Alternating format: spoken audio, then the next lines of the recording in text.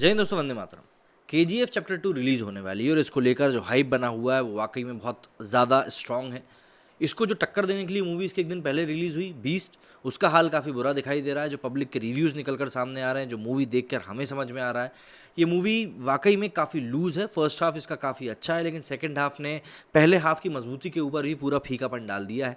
तो all in all ये movie एक डिसअपॉइंटमेंट है। अगर आप थलपति विजय के बहुत बड़े फ़ैन हैं तो ये मूवी आपको वाकई में अच्छी लगेगी और आप इस मूवी को काफ़ी एंजॉय करेंगे। अपार्ट फ्रॉम दैट इस मूवी में कुछ भी नहीं है। लेकिन इस वीडियो में हम लोग बात करने वाले हैं केजीएफ चैप्टर 1 के बारे में, क्योंकि अगर आपको केजीएफ चैप्टर 2 देखना है तो उसकी कहानी चैप्टर 1 के अंत में ही जहाँ पे अंत हुआ तो उसका वहीं से शुरू होती है। तो ज़रा हम लोग देख लेते हैं केजीएफ चैप्टर 1 की कहानी किस प्रकार है। सबसे पहले कहानी की शुरुआत होती है राष्ट्रपति भवन के साथ। स्क्रीन के ऊपर सबसे पहले नजर आता है राष्ट्रीय भवन, और राष्ट्रीय भवन के साथ नजर आता है साल 1981 और तत्कालीन प्रधानमंत्री रमिका सेन कैबिनेट की अहम बैठक में दिखाई देती हैं। वो कहती हैं कि मैंने राक्षसों के बारे में सुना था, पहली बार एक राक्षस को देखा। उसके बारे में कोई लिखना या पढ़ना नहीं चाहिए, उसका कोई नामो निशान इतिहास के पन्नों में नहीं रहना चाहिए। मैं सेना भेज रही हूँ, देश के सबसे बड़े अपराधी के डेथ वारंट पर साइन कर रही हूँ। दूसरा सीन साल 2018 का है। इसमें बेंगलुरु स्थित टीवी चैनल के दफ्तर की चीफ एडिटर दीपा हेगड़े किसी किताब को लेकर नाराज होती है। बताया जाता है कि उस किताब पर सरकार ने प्रतिबंध लगा दिया था और सारी कॉपियां जलवा दी थी। सीनियर जर्नलिस्ट आनंद इंगलिगी की लिखी इस किताब की एक कॉपी किसी तरह टीवी चैनल के दफ्तर पहुंचाई जाती है। इसके बाद नाम सामने आता है एल डोराडो, यानी कि सोने के खो चुके साम्राज्य और शक्तिशिला का, साथ ही एक ऐसे शख्स का जिसकी तस्वीर लोगों ने पत्थर पर बनवा दी थी। और यहाँ से केजीएफ चैप्टर 1 यानी कि कोलार गोल्ड माइंस की शुरुआत होती है। कहानी का पहला पन्ना 1951 का है। उस वक्त केजीएफ शहर से करीब 18 किलोमीटर दूर कुएं की खुदाई के दौरान एक अजीब सा पत्थर मिलता है। उस पत्थर की जांच के लिए सूर्यवर्धन के साथ सरकारी अधिकारी जाते हैं। जांच के दौरान जैसे ही पता चलता है कि उस पत्थर में सोने के अंश हैं, तो सूर्यवर्धन सभी अधिकारियों को जान से मार देता है। दरअसल उस रात दो बड़ी घटनाएं होती हैं। पहली, सूर्यवर्धन को सोने की खदान मिल जाती है, और दूसरी, एक बच्चे का जन्म होता है। सूर्यवर्धन सोने की खदान को लाइमस्टोन माइनिंग के नाम पर 99 साल के लिए लीज पर ले लेता है, और सोने के राज छिपाने के लिए वो दूर दूर से लोगों को जबरन पकड़ कर लाता है और माइनिंग कराने लगता है। इस बीच उस बच्चे की माँ का भी जिक्र होता है, जो सोने की खदान मिलने वाली रात को ही पैदा हुआ था। उस महिला की शादी 14 साल की उम्र में होती है और उम्र के 15वें साल में वो माँ बन जाती है, और 25 साल की उम्र में उसकी मौत हो जाती है। जायदाद के रूप में वो अपने बेटे के पास आखिरी शब्द छोड़कर जाती है, और वो कहती है कि दुनिया में सब कहते हैं कि पैसे के बिना चैन से जी नहीं सकते, लेकिन ये कोई नहीं कहता कि पैसे के बिना कोई चैन से मर भी नहीं सकता। मुझसे एक वादा कर कि तू कैसे जिएगा मुझे नहीं पता, लेकिन जब तू मरेगा या जब तेरी मौत आएगी तब तू दुनिया का सबसे ताकतवर और अमीर आदमी बनकर बनेगा। इसके बाद वो लड़का अपनी मंजिल की तलाश में बम्बई पहुंच जाता है। बम्बई पहुंचने के बाद रॉकी बूट पॉलिश कराने वालों के साथ जुड़ जाता है। अपने सपनों की शुरुआत करने के लिए वो इंस्पेक्टर के सिर पर बोतल फोड़ता है। पहले तो वो भागता है, लेकिन बाद में कहता है कि पुलिस को पता नहीं चलेगा कि आखिर इसको किसने मारा है। उसे ये बात पता होनी चाहिए। जब पुलिस रॉकी को पकड़ लेती है तो डॉन अपनी पावर दिखाकर उसे छुड़वा लेता है। डॉन पूछता है कि तू किधर गया था, उस पुलिस वाले को आखिर तूने क्यों मारा, और रॉकी जवाब देता है कि नाम कमाने गया था। किसी को मारा तो पुलिस ढूंढेगा, पुलिस वाले को ही मारा तो तुम्हारे जैसा डॉन ढूंढेगा। इस पर डॉन पूछता है कि तुझे क्या चाहिए, तो जवाब मिलता है दुनिया। बस यहाँ से रॉकी के कदम नए रास्ते पर पड़ जाते हैं। कहानी 1978 में पहुँचती है। ईरान और अफगानिस्तान की वजह से अमेरिका और सोवियत संघ में दरार आ गई थी। तमाम सामान के साथ सोने के दामों में भी उछाला जाता है, लेकिन सूर्यवर्धन ने अपना कद इतना ऊंचा कर लिया था कि उस तक पहुंचना अब आसान नहीं रह गया। केजीएफ का अपना साम्राज्य सुरक्षित करने के लिए उसने 5 पार्टनर बनाए थे, जिन्हें सोने को गलाने से लेकर उसे बेचने तक का जिम्मा दिया गया था। सूर्यवर्धन ने राष्ट्रीय राजनीति में कदम रखकर अपनी ताकत और ज़्यादा बढ़ा ली थी। साथ ही अपने भाई अधीरा और बेटे गरुड़ा की मदद से केजीएफ को बेहद सुरक्षित बना लिया था। लेकिन एक दिन सूर्यवर्धन को दिल का दौरा पड़ जाता है, और जब वो मौत की कगार पर खड़ा होता है तो उसके लिए काम करने वाला हर एक शख्स की नीयत खराब होने लगती है, और केजीएफ में पहली बार विद्रोह के बादल मंडराने लगते हैं।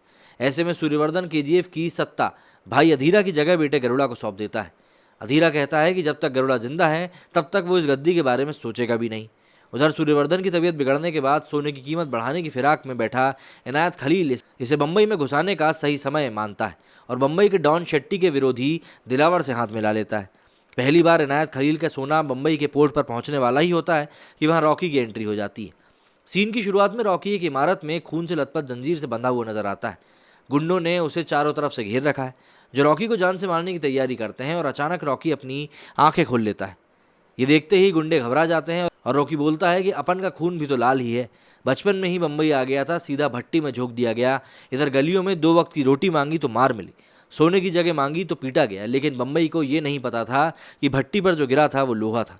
वो उसे पिघला पिघला कर पीट पीट कर खंजर बना रही थी, और खंजर सिर्फ काटता है। रॉकी की मारने पीटने के तरीके को देखकर गुंडे भागने लगते हैं और बम्बई में एंट्री करने का इनायत खलील का सपना एक बार फिर से टूट जाता है। रॉकी के कारनामों की वजह से उसका नाम दूर दूर तक फैल जाता है। इससे बम्बई के डॉन शेट्टी को खतरा महसूस होने लगता है। इसके साथ ही बताते हैं कि रॉकी की वजह से ही लोग उनसे डरते हैं। रॉकी का नाम पूरे बम्बई में ही नहीं बल्कि पश्चिमी तट पर भी सुनाई देने लगता है। सभी लोग शेट्टी को सलाम ठोकते हैं, सिर्फ रॉकी को छोड़कर। इस पर रॉकी कहता है कि रॉकी को तेरी कुर्सी पर बहुत प्यार है, तेरे को लगता है कि कुर्सी तेरी है तो ये तेरी गलतफहमी है। इस पर शेट्टी कहता है कि रेशम तैयार होने तक ही रेशम के कीड़ों की ज़िंदगी होती है, उसके बाद उसको गर्म पानी में डाल देते हैं। इस बम्बई में अपन के एड्रेस पर पिन कोड ना हो तो भी पोस्ट आ जाता है। पता है क्यों? क्योंकि अपन का नाम ही इतना फेमस है। ऐसे में जब शेट्टी के गुंडे रॉकी का मजाक उड़ाते हैं तभी एंड्रयूज़ की एंट्री होती है। वो रॉकी से कहता है कि बेंगलुरु में मेरे लिए काम करना है, अगर कर दिया तो पूरी बम्बई तेरी। ये सुनते ही शेट्टी के पांव तले ज़मीन खिसक जाती है और रॉकी कहता है कि पोस्ट सिर्फ एड्रेस की वजह से नहीं आता, लैंडमार्क की वजह से भी आता है, और वो लैंडमार्क को पिन कोड क्या स्टाम्प की भी ज़रूरत नहीं होती। रॉकी कहता है कि सिर्फ 10-12 लोगों को मारकर डॉन नहीं बनाऊं, मैंने जिन जिन को मारा है वो सब के सब डॉन थे। एंड्रूज के बुलावे पर रॉकी बेंगलोर पहुंचता है। वहां राजेंद्र देसाई की बेटी रीना रोड ब्लॉक करके पार्टी करती हुई नजर आती है। रॉकी उसे देखते ही फिदा हो जाता है।